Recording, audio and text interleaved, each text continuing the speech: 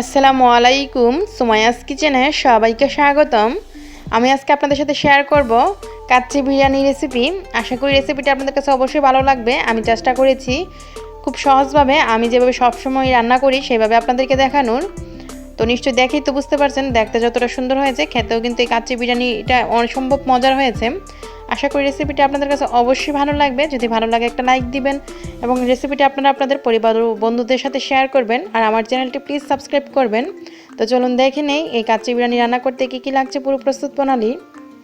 আমি এখানে 3 কেজি খাসির মাংস নিয়েছি। এই যে দেখুন, এখানে হাড্ডি মাংস সহই নিয়েছি। তো এই মাংসটা অনেকেই খাসির মাংস গন্ধের কারণে খেতে চান না বা অনেকেই পছন্দ করেন না।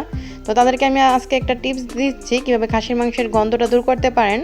আমি এখানে ফুটন্ত গরম পানিতে খাসির মাংসটা প্রথমে ভালোভাবে ধুয়ে নিয়ে ফুটন্ত গরম পানিতে দিয়ে রেখেছি 10 মিনিটের মতো। 10 মিনিট পর আবারও ভালোভাবে ধুয়ে নিব, ধুয়ে পানিটা ঝরিয়ে নিব। এই যে দেখুন, ফুটন্ত গরম পানিতে প্রায় 10 মিনিটের মতো ভিজিয়ে রাখার কারণে এই খাসির মাংস থেকে যে একটা গন্ধ থাকে খাসির, সেই গন্ধটা দূর হয়ে যাবে। আপনারা অবশ্যই এভাবে ট্রাই করবেন। যারা পছন্দ করেন না তাদের কাছেও কিন্তু ভালো লাগবে, খাসির কোনো গন্ধই লাগবে না। তো এই মাংসটা কিন্তু আমি ছেঁকে নিয়েছি। আর এদিক দিয়ে চুলায় একটা প্যান বসিয়ে এখানে আমি তেল দিয়ে দিলাম 1.5 কাপ। আর তেলটা ভালোভাবে গরম করে নিচ্ছি। ভালোভাবে গরম হওয়ার পর দিয়ে দিচ্ছি এখানে পেঁয়াজ কুচি।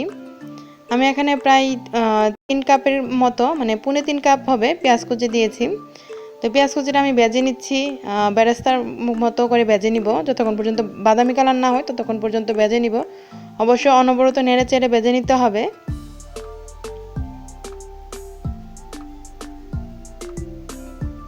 তো এই যে দেখুন, বাস্তে বাস্তে যখন এরকম ব্রাউন কালার হয়ে যাবে তখন চুলাটা আমি বন্ধ করে দিচ্ছি। তো চুলাটা বন্ধ করে দেওয়ার পরে এখন এই পেঁয়াজ ভাজাগুলো তুলে নিচ্ছি। অবশ্যই এই কালার হওয়ার সাথে সাথে কিন্তু পেঁয়াজ বেরেস্তাগুলো তুলে নিতে হবে, না হয় কিন্তু কালো হয়ে যাবে আর একটু তিতে লাগবে, খেতে ভালো লাগবে না। তো এভাবে আমি সবগুলো পেঁয়াজ এই যে ভাজাগুলো তুলে নিয়েছি। নিশ্চয়ই কালারটা দেখে বুঝতে পারছেন এগুলো কিন্তু অনেক মচমচে হয়েছে। তো আমি এই যে খাসির মাংসটা পানিটা ঝরিয়ে একটা সসপ্যানে নিয়ে নিয়েছি। আর এইভাবে আমি যেভাবে বলেছি ঠিক সেভাবে আপনারা অবশ্যই খাসির মাংসটা ভালোভাবে ধুয়ে গরম পানিতে ধুয়ে নেবেন। তো এখন আমি খাসির মাংসের উপরে যে পেঁয়াজ বেরেস্তাগুলো করেছি সেগুলো হাত দিয়ে এভাবে ভেঙে দিচ্ছি। তারপর এখানে দিয়ে দিচ্ছি সাদা গোলমরিচ প্রায় 1 চা চামচ সাদা গোলমরিচ বাটা। তারপর দিয়ে দিচ্ছি এখানে জয়িত্রী জয়ফল বাটা 1 চা চামচ।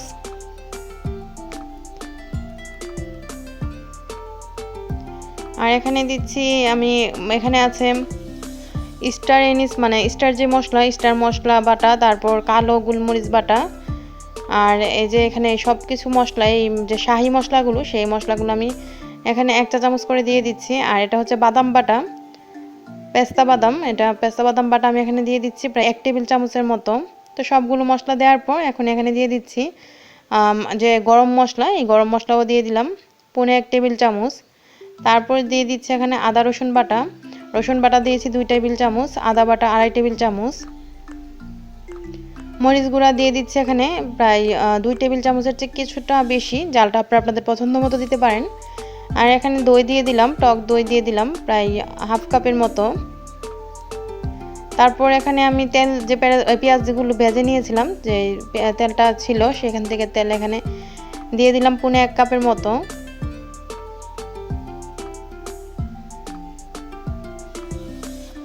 তারপর দিয়ে দিব পরিমাণ মতো লবণ। সব কিছু দেওয়ার পর এখন আমি ভালোভাবে মাংসের সাথে মশলাগুলো মাখিয়ে নিচ্ছি। কোনো মশলার কথা যদি আমি বলতে ভুলে যাই আপনারা ডিসক্রিপশন বক্সে চেক করে নেবেন, আমি লিখে দিব। তো এইভাবে সবগুলো মাংসের সাথে মশলাটা ভালোভাবে আমি মিশিয়ে নিচ্ছি। এই যে দেখুন ভালোভাবে মাখানো হয়ে গিয়েছে। এখন একটা ঢাকনা দিয়ে ঢেকে রেখে দিচ্ছি প্রায় 3 থেকে 4 ঘন্টার জন্য। অবশ্যই 3 থেকে 4 ঘন্টা বা এর চেয়ে বেশি সময় ধরে যদি ম্যারিনেট করতে পারেন তাহলে তো আরও বেশি ভালো হয়। তো এখানে আমি 3 কেজি খাসির মাংসের সাথে নিয়েছি পোলাওর চাল। আপনারা চাইলে বাসমতি চাল দিয়ে করতে পারেন। আমি এখানে প্রায় 2.5 কেজি পোলাওর চাল নিয়েছি। আপনারা 1.5 কেজিও নিতে পারেন। তো আমি যেহেতু ঘরে রান্না করছি তাই 2.5 কেজির মতোই চাল নিয়েছি। আর এখানে আমি আটা দিয়ে এরকম একটা কাই করে নিয়েছি, মানে খামির করে নিয়েছি। আমরা রুটি পরোটার জন্য যে খামিরটা তৈরি করি ঠিক সেভাবেই পরোটার খামিরের মতো করে আমি খামিরটা তৈরি করেছি। তো এখন আমি চুলায় আবার যে প্যানটা আমি পেঁয়াজ বেরেস্তা করেছিলাম সেই প্যানে কিন্তু আমি অল্প পরিমাণে তেল রেখেছিলাম আলুগুলো ভাজার জন্য। তো এখানে আমি দেশি আলু বড় সাইজের যে আলুগুলো, একটা আলু 4 টুকরো করে এরকম কয়েকটা আলু নিয়েছি। আপনারা আপনাদের পরিমাণ মতো নিতে পারেন। তারপরে এই আলুগুলোতে কিন্তু হলুদ দেওয়া যাবে না, এখানে কিছুটা আমি জর্দা রং দিয়ে দিচ্ছি। 1 চিমটি জর্দা রং দিয়ে দিলাম। তারপরে এই আলুগুলো আমি ভেজে নিচ্ছি যতক্ষণ পর্যন্ত আলুগুলো একটু লাল লাল কালার না হয়। আপনারা কিন্তু হলুদ দিয়ে এই আলুটা ভাজতে যাবেন না, জর্দা রং সামান্য দিয়ে ভেজে নিলেই হবে। আর প্রথমে যদি একটু মাখিয়ে নেন তাহলে ভালো হয়। আমি ভুলে গিয়েছিলাম প্রথমে মাখাতে, তাই দেওয়ার পর অল্প পরিমাণে উপর দিয়ে ছিটিয়ে তারপর এই যে ভালোভাবে নেড়ে চেড়ে মিশিয়ে নিচ্ছি। তো এইভাবে নেড়ে চেড়ে আলুগুলো আমি তুলে নিচ্ছি।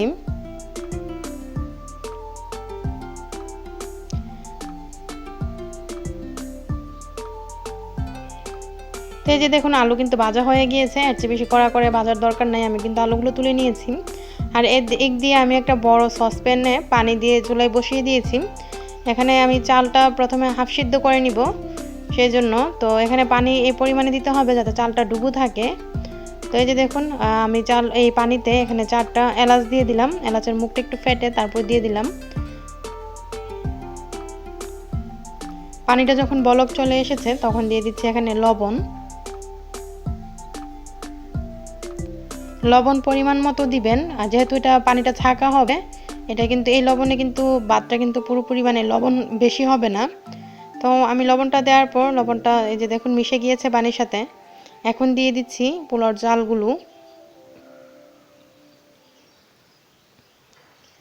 চুলার আঁচ কিন্তু ফুল আঁচে আছে, এই অবস্থায় কিন্তু চুলার আঁচ একদম কমাতে যাবেন না। তো এখন আমি নেড়ে চেড়ে অপেক্ষা করছি একটু মানে আপনারা হাফ সিদ্ধ হবে এরকমভাবে আমি একটু নেড়ে নিচ্ছি। তারপর যখন বলক আসতে শুরু করে দিবে তখন সাথে সাথে চুলাটা আমি বন্ধ করে দিয়ে একটা ছাঁকনিতে ছেঁকে নিব।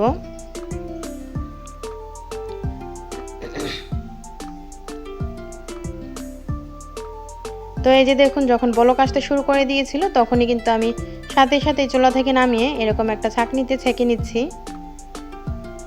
ভাতটা যেন এর চেয়ে বেশি সিদ্ধ না হয়, এখানে কিন্তু প্রায় 50%-এর মতো সিদ্ধ হয়েছে।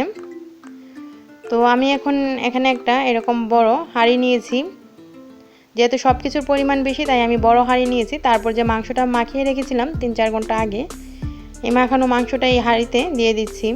এভাবে আমি দিয়ে দিচ্ছি, ঠিক যেভাবে আপনারা দেখতে পাচ্ছেন, একটু ভালো করে লক্ষ্য করবেন।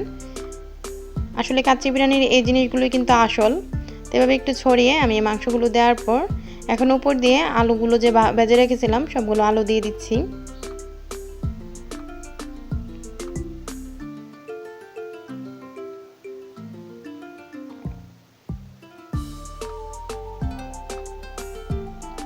আলুগুলো দেওয়ার পর এখন দিয়ে দিচ্ছি পোলাওর চালগুলো। আর দেখেই তো বুঝতে পারছেন এগুলো কিন্তু পুরোপুরি অবশ্যই চেষ্টা করবেন পুরোপুরি যেন সিদ্ধ না হয় সেই দিকে খেয়াল রাখবেন। তো এই পোলাওর চালগুলো দেওয়ার পর এখন আমি এভাবে সবগুলো ভালোভাবে একটু ঝরঝরা করে উপর দিয়ে দিচ্ছি। তো এই পোলাওর চালগুলো দেওয়ার পর উপর দিয়ে এরকমভাবে কয়েকটা আলু বুখারা দিয়ে দিচ্ছি।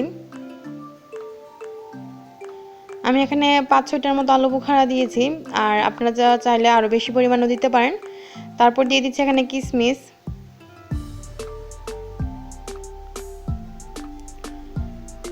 কিশমিশটা অপশনাল, আপনারা চাইলে দিতে পারেন, না দিলেও সমস্যা নাই। তারপর দিয়ে দিচ্ছি এখানে দুধ। এখানে আমি প্রায় 2 কাপ দুধ দিব। আমি এখানে গুঁড়া দুধ ব্যবহার করছি। গুঁড়া দুধ আমি গরম পানিতে ভালোভাবে গুলিয়ে তারপর দিলাম। এখানে 2 কাপ দুধ দেওয়ার পর দিয়ে দিচ্ছি ঘি। তো আমি এখানে প্রায় 2 টেবিল চামচের মতো ঘি দিয়েছি। এরকমভাবে ছড়িয়ে ঘিটা দিতে হবে। তারপর যে আমি আটার যেই খামিরটা তৈরি করে রেখেছিলাম সেই খামিরটা এভাবে উপর দিয়ে আপনারা একটু লক্ষ্য করুন, এই যেভাবে আমি দিচ্ছি ঠিক সেইভাবে দিতে হবে। এভাবে উপর দিয়ে ছড়িয়ে দিতে হবে। যে দেখুন ঠিক আমি যেভাবে দিয়েছি এভাবেই দিতে হবে কিন্তু।